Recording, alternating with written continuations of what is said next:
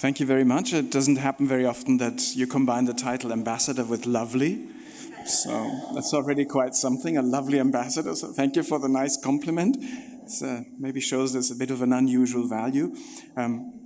And venue. I was very happy when I was asked to come and speak on this because running around as Africa director, I spend a lot of time in refugee camps. I spend a lot of time in crisis situations, etc. And that easily blinds your vision and makes you just look at one side of reality. And reality is a lot more complicated. The topic here is innovate, connect, accelerate. So I'll take the privilege to try and talk about these three things, but go a bit further around in time, going back into the past, and also in space, maybe also embracing other continents, not just the African continent, which by itself is vast and diverse. Normally I start all my public speakings with a disclaimer that Africa is so much more than just one thing, and it always gets me angry when I see a kind of intellectual laziness. Why not name countries that you're talking about? Why lump them all together? If you look at Tagesschau, Spiegel, you say hunger crisis in Yemen and Africa. Okay. Is it so difficult just to name the countries? Is it such an effort? If you live in a different place, I mean, how would we feel if there's a headline, war in Europe? Yes, there's war in certain parts of Europe, but not everywhere. So anyway, I'll start with a story that I was told by a Nigerian friend, running the risk that somebody comes up from the audience and say, look, I'm not from Nigeria, and the story is you completely misread it, etc.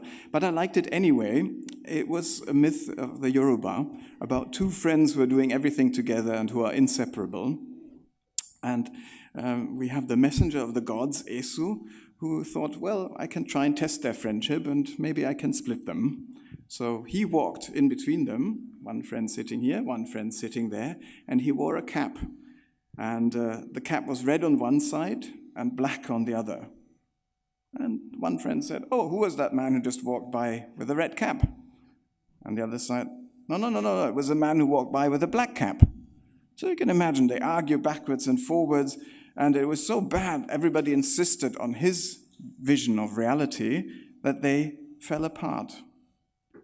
This is tragic if a friendship falls apart like this. It's amusing if you hear it, but it digs deeper. It's Esu, and I was explained to that from my Nigerian friend, stands for somebody who is always questioning things. He's taking nothing for granted. And he also warns you about complacency. And I think it says a lot about parameters around innovation. Innovation is also like trying to question things, to do things in a different way, to come forward and say, look, I was told to do it like this, but maybe there's another way of doing that. And it leads to me immediately to the question, how conducive is our cultural setup to technical innovation? And it's not just technical innovation, but also innovation in general. And I think these things are very much linked. You cannot take them apart. So how conducive are African, forgive me for using the term Africa here, societies for innovation? I will not be able to answer that, but just a few ideas on that. Like when I was working for President Horst Köhler, and we had one of the big forums on Africa, that was in 2007 in Ghana, we chose the topic of youth, which now 10 years later is also the topic of the EU-Africa Summit. And then again and again people said, oh, in our countries, in our cultures, there is an easy saying, youth should be seen but not heard. So when you hear that, youth should be seen but not heard. And as an ambassador, I run around, I hear all these statements about the youth dividend, the importance of the content, etc. And yet at the same time, the same people always stress, it's our African values, you listen to the elders, they're the ones who tell you what to do, don't challenge them, don't question them. And this underlines respect and obedience. Now, this continent, Europe, has not always been very friendly towards innovation. If you look back into European history, some people who challenged certain orthodoxies a few hundred years ago were not dealt with in a friendly way. You know, the earth is flat. No, it's a globe, and you know what I'm hinting at. So And I also look at modernization in other ways. In Japan and China, for instance, there people saw that, oh, there are all these foreigners who come with better guns and better medicine. And they said, we want to learn it, but we want to keep our core values. So there's a long set of ideas saying like, oh, Western technologies for application, but for our spiritual well-being, it has to be Japanese, Chinese, or others. And I think modernization and innovation is always a very complicated process. You can't just separate technology from the field around it. Because once you start questioning, why should I do it like this, you also start questioning things on others. And this breeds, and it's very complex how it works. And culture, to me, is very fluid, and it becomes even more fluid with connectivity. The counter-argument, the argument that is very much in favor of an open African culture, a very conducive argument, one of its most prominent, or a very prominent intellectual who talked a lot about it is the Cameroon-born philosopher and author Achille Mbembe. He feels that traditional African cultures are very open to the internet. And it's interesting when he cites pre-colonial systems of thoughts where people can easily merge into different identities. They can transform themselves and assume the powers of others. When you read that for the first time from a Western perspective, it is entertaining, it is startling, and you say, well, this is magic, it cannot be. You're puzzled with it. But Achille Mbembe has a lot of writings on it and saying, like, look, we're so used to it that things can change. They can change very quickly. And there's a huge capacity for conversion.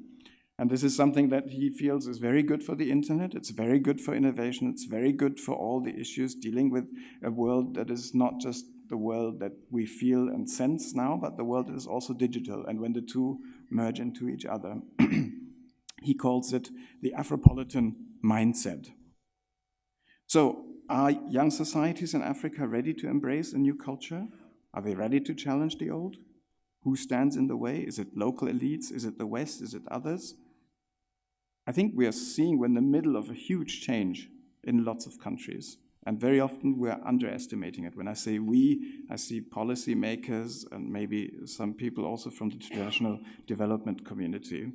And I think it's very important to open our eyes and seeing what's happening. The gap between young and old, potentially to me, is the biggest fault line on the African continent. And many societies, they somehow sit on a volcano. There can be a very destructive eruption. If I look at Boko Haram and the frustration, if I look at Al-Qaeda, if I look at Al-Shabaab, or it can also be a very constructive. It's saying, look, we want to change things, but we don't want to change it in a violent way. If I look at Senegal, if I look at Myanmar, if I look at Burkina Faso, the Ballet Citoyen, if I look at Madagascar, the coalition Madagascar Now, to me the jury is still out. One thing it has to do a lot with self-confidence. With the self-confidence that yes, we can change things, and yes, we can do things in a different way. And I think just going beyond this analysis of being a traditional victim of a global world order which has not been stacked in a favorable way, it is very important. And if I look at the discussion in the G20 meetings, and there's all this, all the noises that come out, one of the main ideas of the G20 presidency of Germany, putting it at the heart of the G20, was one simple thought. There's relatively much capital going around and looking for returns. How come so little of it goes to sub-Saharan Africa? That's the question. And then question number then comes from it, like there are two questions that come from it. What can African countries do to make more investment flow into them? And what can we do to make it easier for investment to actually go to Africa? Now, this has been tried before. It's not completely new, but to give it like another impetus, and to give it an impetus within the G20, that was something new. Because G20 is China, India, Brazil, Argentina, Mexico. So to just trigger a wider debate. And I think also for African societies, I feel it's very important to have those links and to see how a society like India deals with maybe an experience which is much more comparable to the experience of many African countries. I come to India in a moment. What about the scope and timing of technical innovation? I think here I'm talking to people who know much more about it. I know it. I studied it a little bit from an economic historian's perspective, and there it's clear that each innovation has to have the right time. It doesn't help if you come out with something wonderful if everybody around you is not accepting it. And to me, I found the most interesting example that probably steam power was used first in ancient Alexandria, but not for building engines or something, but to open temple doors in Luxor and to impress visitors that there's this magic that the temple doors just open by itself. A fine application. You start thinking about, what would have happened if the Egyptians had continued to use steam power for something else? The world might look a very different place. There are lots of other examples for that. And again, it links up to this question like, are these societies ready now for the technical innovation that is there and is there for the taking? I talked a lot about, or I mentioned a little bit India. I would like to come back to that because we can see what the technology can do now. If you look at the founder and CEO of Infosys in India, Nandan Nilekani, he analyzed this very clearly, what IT has done to India. He said there are a few points, and forgive me if I take some more time, but I think it's quite relevant, or it could be quite relevant. The success of IT companies, he says, encouraged so many other firms in India who were used to saying, oh, we can't compete anyway. And suddenly these Indian firms compete and they scare the hell out of other competitors, and it gives a huge boost of confidence that yes, they can do it. And it also then fizzles out into a whole mindset. There was a very strong idealization of the rural, happy area that lives in self-sufficiency. And the world today is a bit different. And socialist state oligopolies, no strong entrepreneurs. And this was very much piloted by the success of the IT companies, says Nandan Nilekani. He also talks a lot about what voice-based applications can do to societies where many people can't read and write. It gives them a huge access, and suddenly they can do things that they were before previously barred from doing and having access to. Electronic voting, he quotes. A higher degree of transparency and fairness, cutting out the many people who want some money just to give you an application form that ends up on some person's desk somewhere. I think it can lead to a lot of empowerment of citizens. And the whole consequences of transparency, control, whistleblowing, the right to schooling, etc., etc. I think it's well worth. I felt it was very interesting to have conversations and to listen to it and try to see if it has done that for India, what can it do for other countries? And mind you, the change is enormous, but still it takes time. India still has more poor people living there than the whole of sub-Saharan Africa. So it takes a long time to really make changes visible. But the image, if you read about India now, you don't read about the poverty that often. You read about like, wow.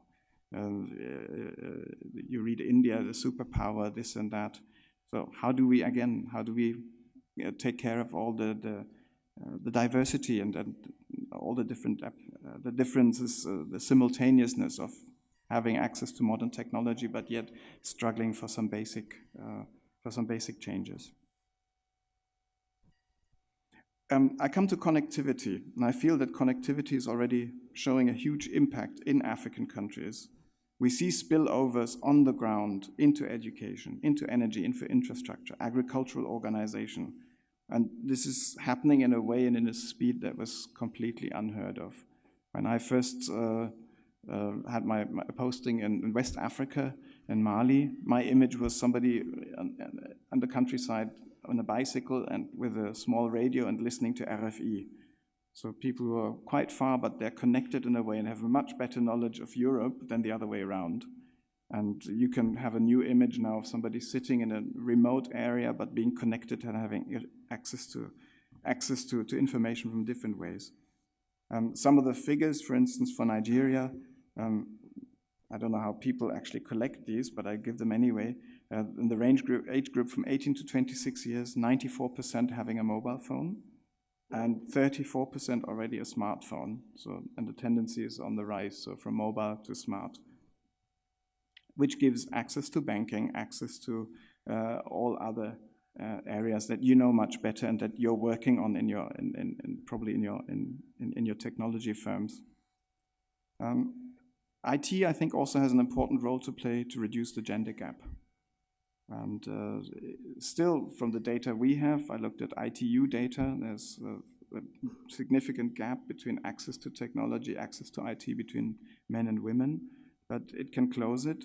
And we try in our development cooperation to look particularly also into skills for girls. There was one initiative launched in the G20 to say it should not entrench the gender gap, but it should be used to actually speed up changes. One of the topics I was asked to speak was about what Germany does to support the IT sectors. I'll be brief on that because in the afternoon you have my colleague from the Ministry for Economic Cooperation and Development, Günther Noke, who will talk a lot about it under the heading of Digital Africa. But the idea is to do exactly that, was mentioned in the introduction, like to give small startups a chance to join up, to link up, to exchange ideas, to also have easier access to funding. Whether it works in practice would be interesting to hear, whether you have experiences or not. But I feel that there is a clear recognition of saying that IT can really boost modernization and speed up changes, and that it's clearly earmarked as a strategic way for economic development cooperation. And I hope your experiences will be positive. Not everybody is happy about this empowerment of citizens. We see more and more often before or during or right after elections that suddenly the internet breaks down, which huge costs also for entrepreneurs. In Ethiopia, when the internet was shut down without notice, suddenly the government could see that, yes, you're keeping people from communicating, but yes, it's hurting themselves. And we see also a higher level of sophistication by controlling the internet. Countries where you don't feel they have a lot of resources available, I will not name them, are surprisingly capable and interested in monitoring conversations and using all the applications that I would call not just looking into the citizen and making sure that you know what everybody is doing and not just for selling products to them. So but the African countries, like big country exercising that in China. China is running a very different way, but they can afford it, I think, because they have a huge market that's big enough. They can run their own system. I would put a question mark whether small countries in Africa can replicate that and shut their own and shut themselves from connectivity. There is the Global Online Coalition. I don't know how many of you have heard of it and whether it's relevant to your work or not, but what it's supposed to do is supposed to be quite relevant. It deals exactly with internet freedom and with rules that try to stipulate how to balance the demands of the difficult demands of freedom of speech with maybe not attacking somebody on a personal way. And Germany has taken up the chairmanship of that coalition. So people know also that IT has a huge influence on political organizations. I come to my last point, accelerate. There's a speeding up of changes, we see that. And sometimes with very interesting forms where you don't know where the speeding up goes. I felt it was rather amusing to see that an application called Brideprice was downloaded millions and millions of times. For those who haven't seen it, you can calculate the price if you want to give away your daughter in wedding, and it was not clear whether it was done as something for real or whether it was done to mock it and say look, this is how we deal with things like that. But it was downloaded millions of times. There are lots of platforms that I don't need to go into here, but I feel the creativity is there and the acceleration is there. Many of the platforms or solutions deal with problems which are particular to the societies around.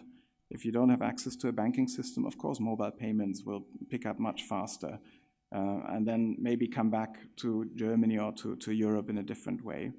And there's one thing, I think one stage is to say, look, we take technology and address particular challenges here, but very quickly it will lead to other ways that will come back, and I'm sure that we will see changes here also in Europe.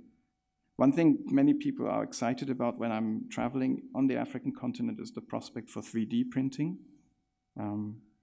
It will be interesting to see whether it works, but there are lots of people who have big plans because you don't need to build a huge factory, you don't need to deal with workers' rights, you don't need to build, you don't need to have big land acquisitions, and you can really move into decentralized manufacturing. What will be the employment benefits? Can it work? Does the supply chain work or not?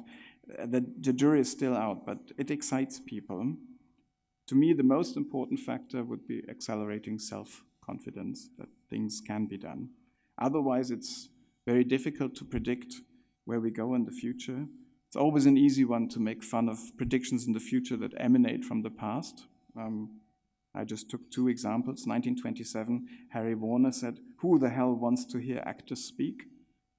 And in 1943, to come closer to IT, Thomas Watson said, from IBM, he said, "There's a world market for 5 computers." So maybe in 50, 60 years' time, people will also snigger about what people say now. And it should teach us a bit of modesty.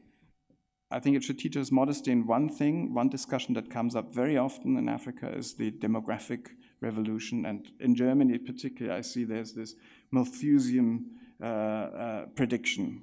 Here you have the population growing, and it's not going to work, and it's terrible, and everybody will come, and if you can really see it's like gloom and doom. I know it's a huge strain, but in all these analyses, I don't see how technological progress is factored into the equation. And if I look at the 1960s, where India and South Asia was seen as the next huge crisis, there's going to be hunger on a global, massive scale, it just puts a question mark. I don't mean we should be complacent, but very often I wonder, how do these people know with so much conviction what the future is going to be? And you look at it, either it's paradise or it's apocalypse.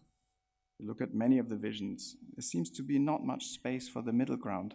However, what you are all working on is just space on the middle ground. You do things here and there, and lots of little things that are changing things, that are changing the society. So my advice would always be, politically as well as economically, do not put all eggs in one basket. And I think that's a very strong argument for me also for democratic system, because there's always a check of reality against what people will tell you. And if these checks happen, not just with elections, but also in between, it's extremely helpful that you can try to stay on the course. So, to sum it up, digitalization, I think it has a huge potential. I would not see it as the magic wand that makes all the worries and everything go away. I would try to see it from both sides. So the cap, to come back to the beginning, would be either red or black, or something in between. Thank you very much.